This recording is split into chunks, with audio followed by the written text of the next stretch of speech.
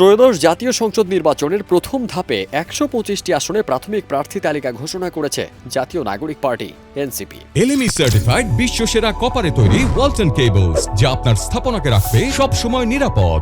১০ December দলের সদস্য সচিব আখতার হোসেন রাজধানীর কেন্দ্রীয় কার্যালয়ে বাংলা মোটর থেকে এই তালিকা প্রকাশ করেন। দলের আহ্বায়ক মোহাম্মদ নাহিদ ইসলাম ঢাকা ১১ থেকে নির্বাচনে লড়বেন।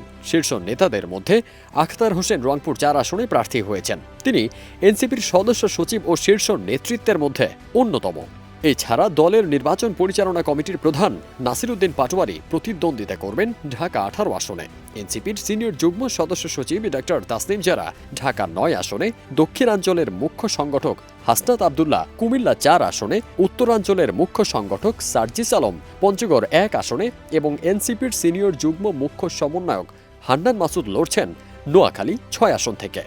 দলের অন্যান্য গুরুত্বপূর্ণ নেতাদের মধ্যে এস এম শাহরিয়ার ঢাকা ৫, ডাক্তার তাজনুভা জাবিন ঢাকা ১৭ এবং অ্যাডভোকেট এটিএম মাহবুবুল আলম ময়মনসিংহ ৭ আসনে প্রার্থী হয়েছেন। মনোনয়ন বিতরণের কাজ শেষ হয়েছে। ১০ ডিসেম্বর যাদের নাম প্রকাশ করা হলো তাদের বিরুদ্ধে কোনো অভিযোগ থাকলে তা তদন্ত করে প্রার্থিতা বাতিল করা হবে বলে জানিয়েছেন এনসিপির সদস্য সচিব আখতার হোসেন।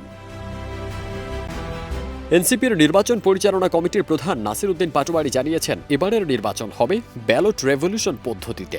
নির্বাচনের দিন ভোটারদের গণভোটে হ্যাঁ ভোট দেওয়ার জন্য অনুরোধও জানানো হয়েছে।